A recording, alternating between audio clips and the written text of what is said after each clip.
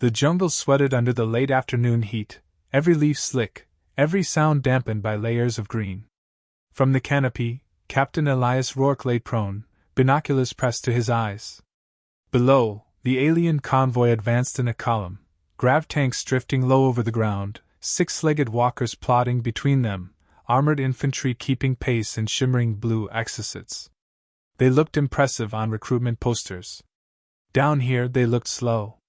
"Ghost 1 to all Jaguars," Rourke whispered into his throat mic. "Columns on schedule. Hold positions." A faint hiss of acknowledgments crackled back.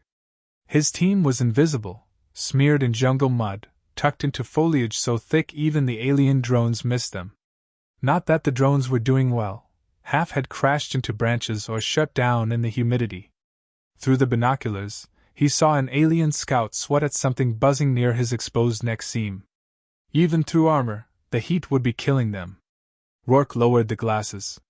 The jungle smelled of wet soil and decay. "Home. Phase 1, he said. Somewhere ahead, Sergeant Varga's squad pulled a vine. A line of thermal decoys flickered to life in a clearing, each mimicking a human body's heat signature. Alien sensors, blinded by the canopy, pinged on them instantly. The convoy halted. Troops broke formation to investigate. The first mine went off. A flash lit the understory, followed by the deep concussive thump of a grav tank's anti-grav unit failing. The vehicle slammed into the mud, half its hull buried. Alien soldiers staggered back, their shield generators flaring under the shockwave. "Go!" Rourke ordered. From three flanks, the Ghost Jaguars opened fire. Short, sharp bursts, no more than 3 rounds per man, targeting sensor clusters, exposed joints, and officers with open faceplates. Aliens scrambled for cover, shouting in their clipped, sibilant language. Above the firefight, in the distant sky, a Concord Command dropship hovered. Inside, High Marshal Krivtek Thor watched the live feed with an expression that was almost boredom. "A minor skirmish," he told his bridge crew. "Primitive harassment. Sweep and burn the sector." "Yes, High Marshal." Down below, the primitives melted away. Rourke's team was already on the move, vanishing into the tangle of vines and roots. By the time alien infantry reached the ridge where they'd fired from, the Ghost Jaguars were a rumor. The alien pursuit squads fanned out, trampling through ferns taller than a man. That was when the second layer of traps triggered. A startled scream cut short as a soldier vanished into a camouflaged pit lined with sharpened stakes. Another staggered back, clutching his arm, where a snake the length of a man's leg had sunk its fangs into the soft joint of his armor. "Contact front!" an alien voice barked. Weapons discharged wildly, blowing apart tree trunks and scaring up flocks of bright feathered birds. The noise rolled through the jungle like distant thunder. From a branch 20 feet up, Rourke watched them flail. He adjusted the small antenna in his ear, catching fragments of their comms, bursts of static, clipped reports, an angry voice he recognized as Krivtek's. "Full sweep of southern sector, no mercy." Rourke allowed himself the smallest smile. That was exactly where he wanted them. He slid down the tree using a knotted rope, landing silently beside Marquez, his second in command. "They're moving in," Marquez said, wiping a bead of sweat from his brow. "Fast. Fast for them," Rourke corrected. "We'll be halfway to Site 2 before they even hit the first choke point." Marquez smirked. "They really think armor's gonna save them here?" Rourke glanced at the dense wall of foliage ahead. "Not from this." They moved, stepping carefully to avoid leaving a trail. The jungle around them was alive, frogs calling from hidden pools, insects humming in clouds, the occasional rustle of something large moving just out of sight. Every sound was catalogued and dismissed by instinct. The alien soldiers didn't have that instinct. Every noise would gnaw at them. 15 minutes later, they reached a ridge overlooking the aliens' next likely route. Below, the ground sloped into a narrow defile clogged with rotting logs and slick rocks, an ideal ambush point. Varga was already there, his squad camouflaged under layers of netting. "Charge is set," Varga reported. "We can drop half the slope on them if they come through." "They will," Rourke said. Marshal's too proud to go around. Pride makes for predictable routes. A low rumble echoed through the trees. The alien armor was coming. Rourke crouched, raising binoculars again. Through the dripping leaves, he saw the blue glint of alien exocets advancing cautiously, rifles up, eyes scanning. No tanks yet. Infantry scouts first, checking for mines. Behind them, the heavier units would follow. Rourke's earpiece hissed with Krivtek's voice again, sharper now. Advance without delay, purge every hiding place. He keyed his mic. All Jaguars, maintain position. Wait for armor in the kill zone. The minutes stretched. Rain began to fall, heavy, warm drops that turned the slope into a slick mudslide. Perfect. The first grav tank floated into view, its underside coated in mud and foliage from earlier clashes. The moment its bulk passed under the ridge, Rourke gave a single, sharp whistle. Varga thumbed the detonator. The hillside erupted. Trees, rocks, and tons of wet soil cascaded down, smashing into the tank's side, toppling it sideways. Alien troops shouted in panic, slipping in the mud as they scrambled for cover. The fallen tank's grav unit whined, sputtered, and went silent. No, Rourke said. The Jaguars fired from three sides, bullets finding weak points in the confused mass of soldiers. A few aliens returned fire blindly, their bolts searing through empty foliage. In less than 20 seconds, Rourke gave the order to break contact. The team withdrew again, vanishing before the aliens could recover. From above, the Concorde dropship's feeds dissolved into static. In the control room, Krivtek's jaw clenched. Expand the sweep, he ordered. Push them into the open. I want their commander alive. Yes, High Marshal. On the jungle floor, Rourke was already a mile away, moving silently through the rain. They're spreading the net, Marquez said beside him. Good, Rourke replied, without breaking stride. We'll lead them right where we want them. The rain hadn't stopped since nightfall. It drummed on leaves, slid down vines, and pooled in the mud under Captain Elias Rourke's boots. The jungle smelled richer in the dark, wet earth, crushed foliage, the faint tang of ozone from alien energy fire earlier that day. In a sheltered hollow beneath a curtain of hanging roots, Rourke crouched over a dimly lit holomap. Lieutenant Marquez knelt beside him, the glow catching on the scar under his left eye. They've tightened formation, Marquez said quietly.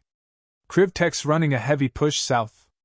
Rourke studied the blinking dots that marked alien armor units. They're burning fuel faster than they think. The terrain's killing their engines. We keep guiding them toward the Rio Sangre choke point.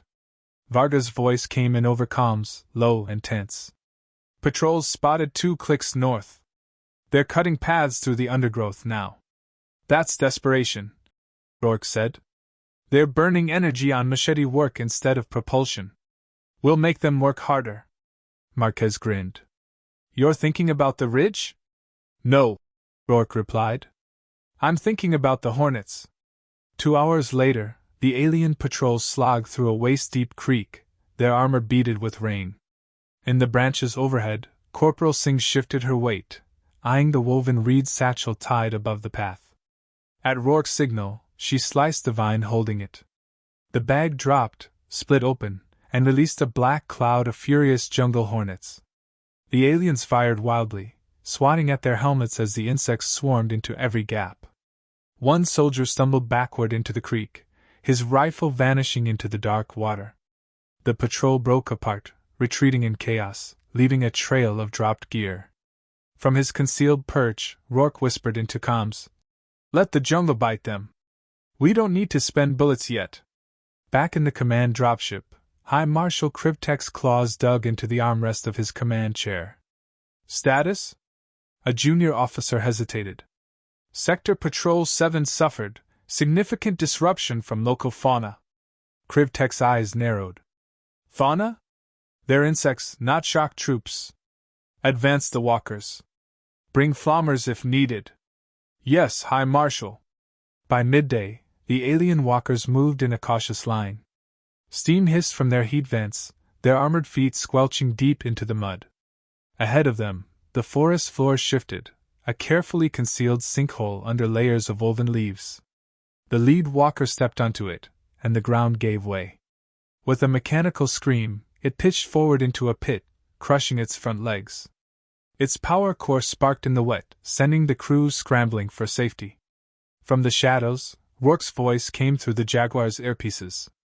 "We don't fight the machines head-on. We take their legs out from under them." That night, under the dripping canopy, Rourke and Marquez shared a ration bar while Varga's team returned from setting new traps. "They still think they can outgun us," Marquez said. "They have to," Rourke replied.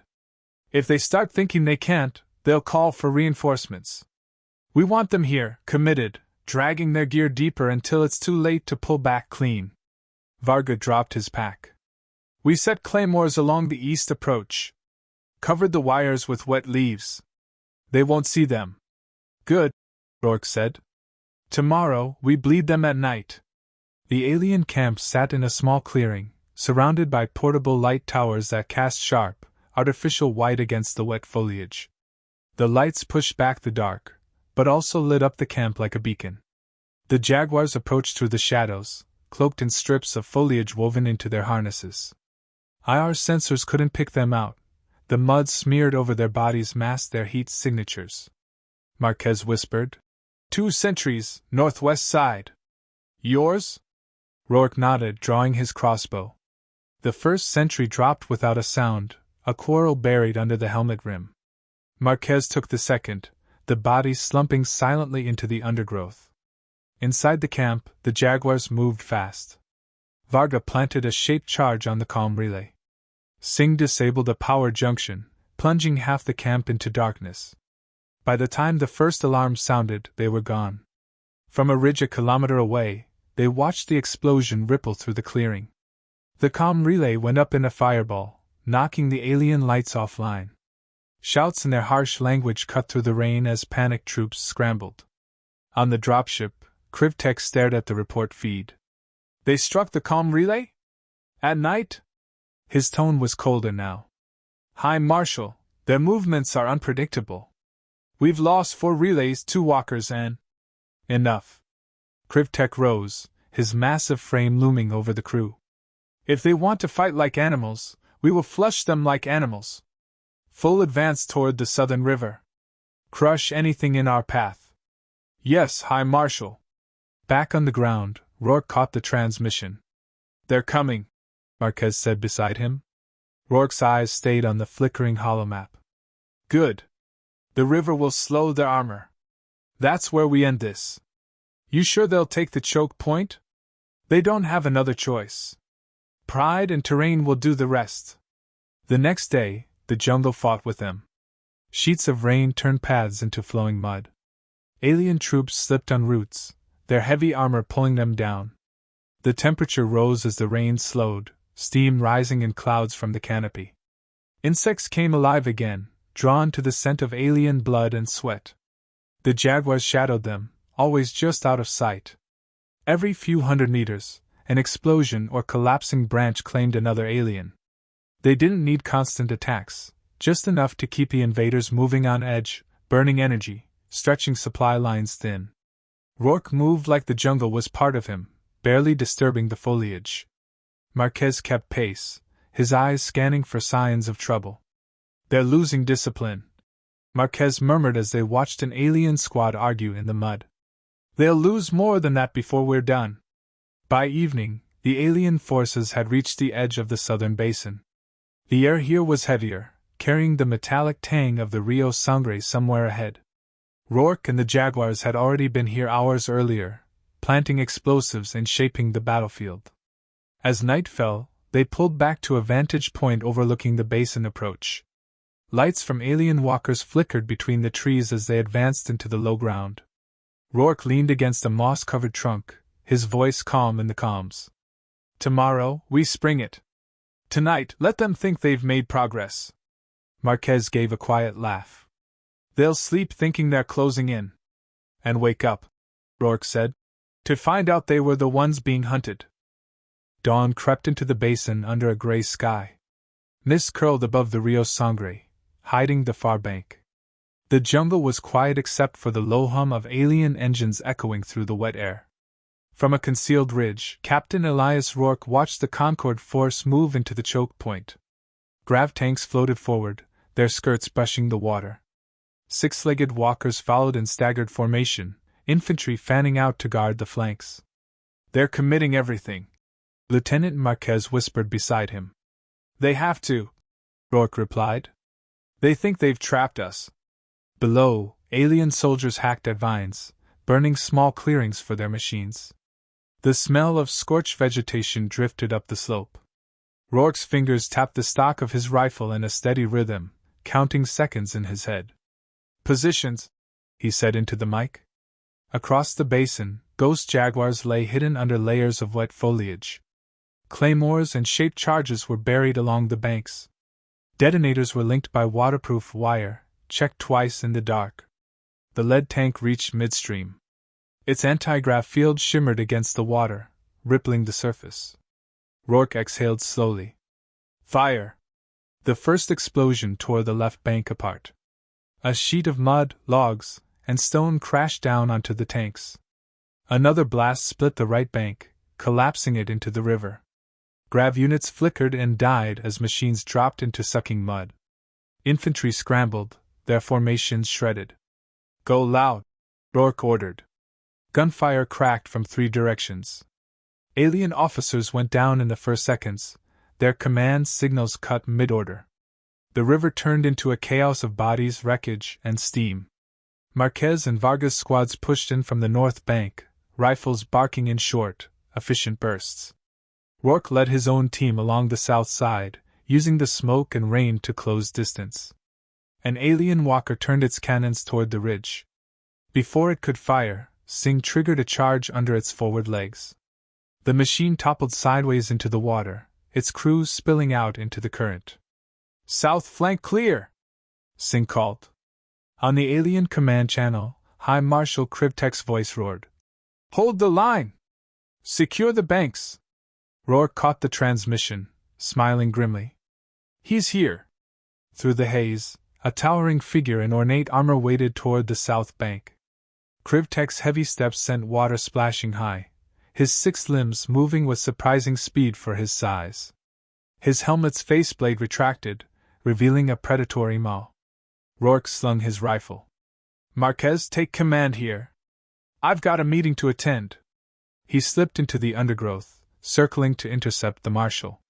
Krivtek crashed through the foliage, his bulk bending saplings.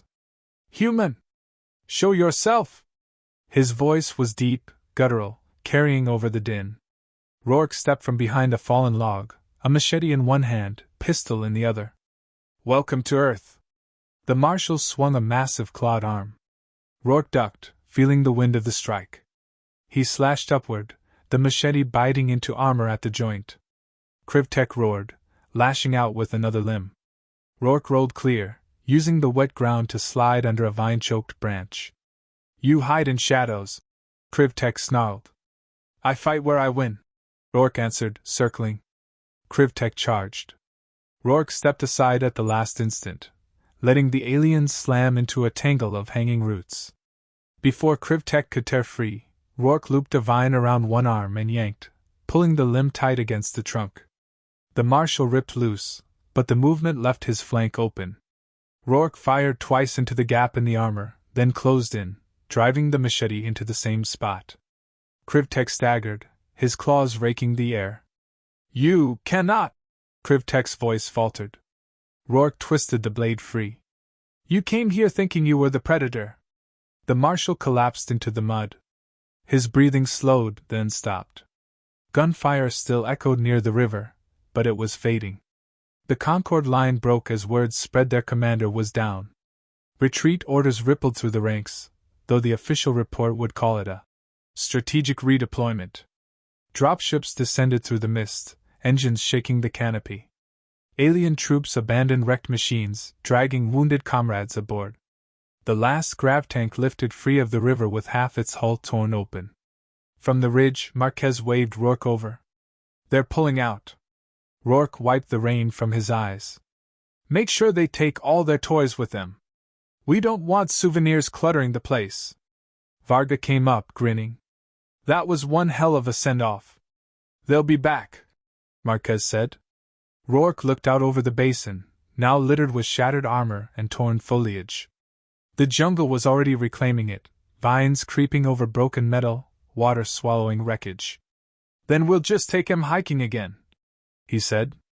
By nightfall, the basin was silent. The rain softened to a mist, the air heavy with the smell of churned mud and burned electronics. Fireflies winked in the trees where the battle had been hours before. Rourke stood alone for a moment, listening. The jungle's sounds were returning, frogs calling from the riverbank, leaves rustling high above. No engines, no alien voices, just the living heartbeat of Earth. He keyed his mic. Jaguars, good work. Get some rest. Tomorrow we clear traps, then we vanish. Marquez's voice came back, warm with fatigue. Copy that, Captain. Rourke turned toward the darkened trail, feeling the damp earth under his boots. The fight wasn't over. But today, the invaders had learned something the jungle had taught him years ago. In this place, you don't conquer. You survive if it lets you. And the jungle had chosen its side.